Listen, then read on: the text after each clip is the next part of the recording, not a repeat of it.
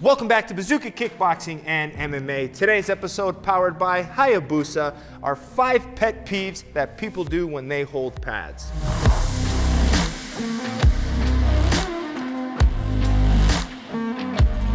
All right, today we're going to talk about 5 things that bother me when people hold pads. Some of them might be ones that really get to you. Some of them you might not even think about, but it's ruining your technique. So let's break down the 5 things that you need to be thinking about if you're holding pads for someone. It's very important because you can really ruin their technique and you can hurt someone. So let's get into my first pet peeve, and that is overhitting, okay? So if Izzy's throwing a jab cross here, as a pad holder, I need to encourage good technique. What's good technique with straight punches or any punch is full extension. So if Izzy throws a jab cross and I start doing this, I'm taking away all her extension and I'm jamming her punches and putting more force on her hand, her wrist, her knuckles. And if she's not wrapped up good and I start smacking on an odd angle, next thing her wrist goes and we can really hurt our partner. So that's our first thing, is don't jam the punches. So how I would fix that is from here, I'm just gonna, when she hits, I just stiffen up and make sure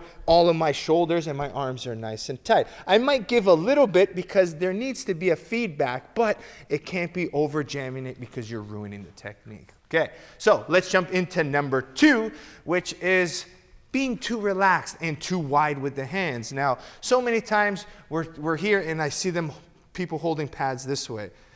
I have a big head, but there's no way I've seen a head this big. You have to realize that you're trying to be as realistic as possible. By being out here holding your hands wide in here, there's no strength, and even if they punch you, okay, your shoulder's gonna hurt and there's no feedback. Good pad work comes with good feedback. They need to feel their knuckles, they need to feel that extension. So holding like this for Izzy now is gonna make her cross, right? Now she's punching all bad, terrible technique, and there's no feedback. So again, I need to, one, even if my hands are closer, I always like to stand a little bit more bladed. This way I can have more of a cleaner straight line for the pad work. So this is how I want to be here.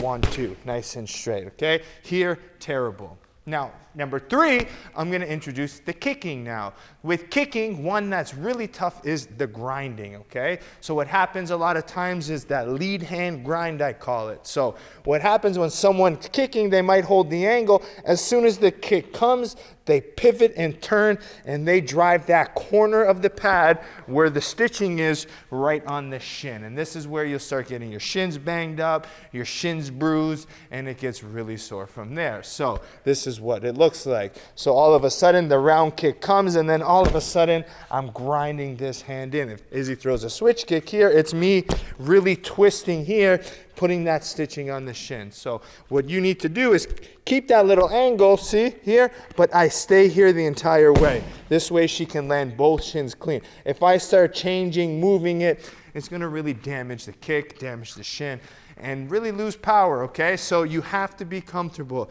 Even if the person kicks really hard, you just have to start getting comfortable with them. Now, the biggest fear with the round kicks, and I mean why a lot of people do that, is they're scared of being hit too high. That's why you build it up. So you find the right part of the pad. So a good tip for me is, every time I look for round kicks, sometimes people focus on kicking the center of the pad. When I kick pads, try to aim for the bottom of the pad a little bit more now, so when you hit the bottom, okay, you get more stability, and this way you can really feel both shins landing. You want to toughen up the shins from the top to the bottom, so don't grind them and don't start damaging the shins. Now, the 4th thing we're going to talk about is not building in movement. Now, that's a big mistake because, again, pad work needs to be really realistic. If I'm not moving, getting her to move, to readjust, it's just really doing damage to the footwork, okay? So let's just build in a sequence. So just jab here, boom. So I move. Now I can throw a round kick here. So I'm always forcing enter, exit, different movement patterns, and this is where things become realistic, okay? Always getting that enter, exit, and readjusting. Sometimes I might move backwards, right? And then she's just constantly finding that range. All right, so you can see how that works really well. So force the movement, whether it's backwards, make them move laterally, enter, exit, stepping properly.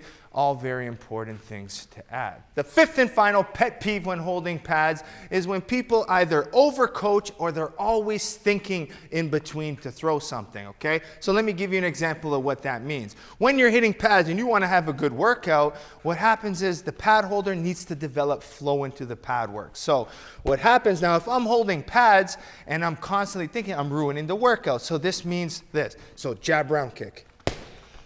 Okay, I want you now to throw 1-2 switch kick. Okay, now, so already, it drives me crazy. Stop with it and build it in. Maybe have a conversation before. Pick the concept before. Even if the concept is jab, round kick, 1-2 switch kick, I can make it interactive, make the person move and interact. So for example, we're doing jab, round kick here. 1-2 switch kick, right? If that's the combo, I keep her moving, and then we'll start adding it in. Or I can just say, just jab, double jab, 1-1-2. Okay, let's go, jab, round kick, 1-2 switch kick. Boom, back to the jab. Boom, move, 1-2 switch kick. Okay, move, okay, back to the jab. Boom, 1-2, jab, round. All right, so you can see right there from that little example, it's not just coaching, resetting, always fixing things. Finish the round first. Stop over-coaching, especially if you're not the main coach and this is class, right? Stop, do this, do that, do this. Let them get to work, and at the end of the round, make the correction and then go back. But when you're constantly over-correcting or you're having to think what to strike next, that person loses the momentum, loses the drive, and it ruins the entire pad session, okay? Now, there's a ton of different mistakes that people make, and these are the main 5, and everyone's gonna be a little bit different. Like when planning this video, Izzy and I were going back discussing different ones, right? One for me that I didn't add in the video is even pad angle. If someone's punching, for example, and I'm holding 2 straight up here this way, you can't really get knuckles. So my big thing is I like to have a slight here, okay, when someone's holding for me, that slight angle for punches to find it right. So it's a pet peeve to me, but it might be okay for other people. But I think these are 5 ones that most people are going to agree that over jamming, too wide, not enough feedback, no movement, okay? Overthinking and talking ruins the pad session, okay? Pad work is a very valuable tool if you use it properly. You can do it as singles. It can be educational. If you're in correcting, make it that way. If you're working for cardio and endurance, there better be no breaks in talking, okay? Depends. You can go for power, technique, or endurance. You need to decide, are you going to do 1 concept, 2 concept? Planning these things out is important, okay? Now, my biggest thing when it comes to martial arts and training, when you train, you need to have a purpose. If you're just hitting pads to hit pads, there has to be a reason. Why are you hitting pads? It can be to be in better shape. It can be to sharpen your technique. It can be millions of reasons, but have a purpose to your training. Don't just be random. Plan it out a little bit. One of my favorite things to do is journal when I get home, or maybe before my workout. I'll plan my rounds out before I even get into pad work. So purpose, having a plan, pre-planning, all gonna make that pad work more valuable for you, and you'll get the best out of it, all right? I hope you enjoyed today's episode. Make sure you keep liking and subscribing to Bazooka Kickboxing and MMA, and make sure you support the channel by supporting our sponsors. We have Perfect Sports Nutrition. If you use code Bazooka20, you get 20% off your supplements. Obviously, we have Hayabusa by going to Hayabusa Fight. The T3 boxing glove line is my personal favorite, whether it's the hybrid gloves or the full boxing glove, my personal favorite. Last but not least, you got to head over to bazookatraining.com. That's online curriculum taught by me with over 300 videos for you to learn from, and it's less than $10 a month. And each week you get brand new videos, which are all different categories for you to learn depending on your needs, the training equipment you have, if you have a partner, no partner. We have home drills, sparring drills, tutorials, many different things for you to learn from, okay? Like, subscribe, share. Head over to bazookatraining.com, and we'll see you next week here at Bazooka Kickboxing and MMA. Welcome to Bazooka Kickboxing and MMA online training. I'm Bazooka Joe Valtellini, the owner here at Bazooka Kickboxing and MMA. Over the past year, I've designed and created a website to teach Bazooka curriculum at home and across the world. The purpose of this website is for you to, 1, hit your fitness and health goals, all while learning world-class martial arts instruction from me. The beautiful thing about this website, it's geared for all levels. So if you're learning martial arts for the first time as a beginner, we help you progress into the bigger stages. And if you're a pro fighter, guess what? We have different fight concepts for you to improve your tool set and your skills in the ring or cage. As the fastest rising kickboxing world champion and a lifelong martial artist with over 30 years of experience, I've been able to combine my passion for martial arts and teaching to create this website. This website's gonna give you some of the tricks, secrets, and inside look at some of the training I use to win my world title. Once you subscribe to this site, you're gonna be getting weekly training videos and tutorials that you can do from anywhere. The sections are broken up into 3 parts. The first is bag workout. So if you have a bag at home or at your gym, you can use these workouts to supplement your training. The second is at-home workouts. A lot of us don't have the room for a bag or a bag in general, so these workouts are for no equipment needed and you can do them anywhere.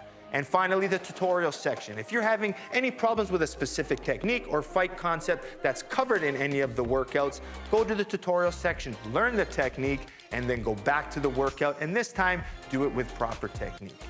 One of the added benefits once you subscribe is the forums section, where you can get a more personalized experience where you can ask questions and I'll be able to go in there and answer them. It's all about building a team and a community of martial artists helping each other grow. So subscribe now to get access to all the videos plus more so you can be part of the squad here at Bazooka Kickboxing and MMA.